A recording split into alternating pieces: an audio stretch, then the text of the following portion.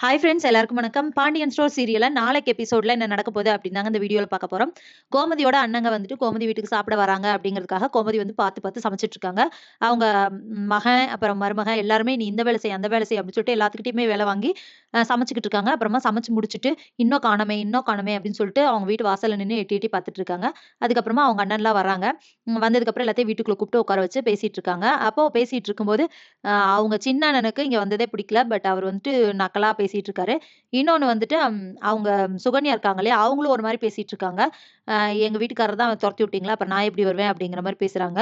இவங்க 2 பேருமே இப்படி எடக்கு முடக்காவே பேசிட்டு இருக்காங்க. ஆனாலும் மத்த எல்லாருமே அத கண்டுக்காம, கவனிக்காம, சரி ஓகே நம்ம வந்து சாப்பாடு போட்டுறலாம் அப்படின்னு சொல்லும்போது, அவங்க சின்ன அண்ணனுக்கு ஆல்ரெடி இங்க வந்தது பிடிக்கலல்ல. அதனால எப்படியாவது இவங்கள நோஸ் கட் பண்ணிறணும். ஏதாவது பேசிறணும். பேசி அவங்க மனச கஷ்டப்படுத்திறணும் அப்படிங்கிற மாரி பிளான் பண்ணியிருக்காரு.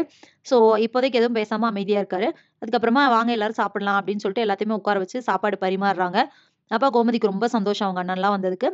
சாப்பாடு பரிமாறுனோனே எல்லாருமே சாப்பிடுறாங்க. சாப்பிட்டு முடிச்சுட்டு உட்காந்து பேசிட்டு இருக்காங்க. அப்பவுமே அவங்க அண்ணா 2 பேரும் பேசல. மத்தவங்கலாம் பேசிட்டு இருக்காங்க.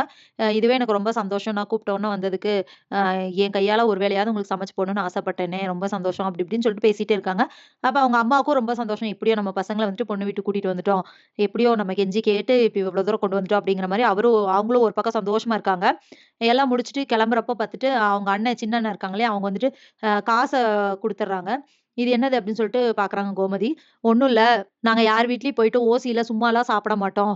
ஹோட்டலுக்கு போய் சாப்பிட்ட மாரி நெனச்சுக்கிறோம். இந்தா நீ சமைச்சு போட்டதுக்கு காசு அப்படின்னு சொல்லிட்டு காச குடுத்துடுறாரு. அப்ப கோமதிக்கு ஒரு மாரி ஆயிருது. என்ன இப்படி அப்படின்னு சொல்லிட்டு. அப்ப அவங்க அம்மா வந்துட்டு, "டேய் என்னடா இது இப்படி பண்ற?" அப்படின்னு சொல்லிட்டு கேட்குறாங்க. "நீ பேசாம இரு ஆத்தா. நீ சொன்ன சாப்பிட வரணும்னு தானே சொன்ன. அதே மாரி வந்து சாப்பிட்டோம்ல. அவ்வளோதான் முடிஞ்சுச்சு. இதுக்கப்புறம் நீ பேசக்கூடாது. நீ ஆசைப்பட்டத செஞ்சுட்டோம் அவ்வளோதான்" அப்படின்னு சொல்லிட்டு சொல்றாரு. இத பார்த்துட்டு மத்த எல்லாத்துக்கும் கஷ்டமா இருக்கு. ஆனா கோமதி ரொம்ப ஃபீல் பண்றாங்க. அதுக்கப்புறமா அவங்க கிளம்பிர்றாங்க. கிளம்புனதுக்கப்புறம் கோமதி அழுதுட்டு இருக்காங்க. இப்படி காச குடுத்து அசிங்கப்படுத்திட்டாங்களே அப்படின்னு சொல்லிட்டு.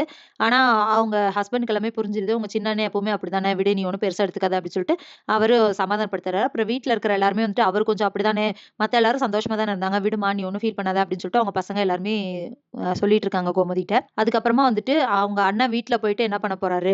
இதுக்கு வந்து அவங்க சின்ன அண்ணன் பண்ணதுக்கு பெரிய அண்ணன் என்ன ரியாக்ட் பண்ண போறாரு? ஓகே. அவர் பண்ணது சரிதான் அப்படின்னு சொல்லிட்டு அக்செப்ட் பண்ணிக்க போறாரா? இல்ல ஏன் அப்படி பண்ண அப்படின்னு சொல்லிட்டு வீட்ல போய் கேட்க போறாரா? என்ன நடக்க போகுது அப்படிங்கிறத இனி வர வீடியோல ஒண்ணொண்ணா பார்க்கலாம் ஃப்ரெண்ட்ஸ். அதுவரைக்கும் வெயிட் பண்ணுங்க. நன்றி. வணக்கம்.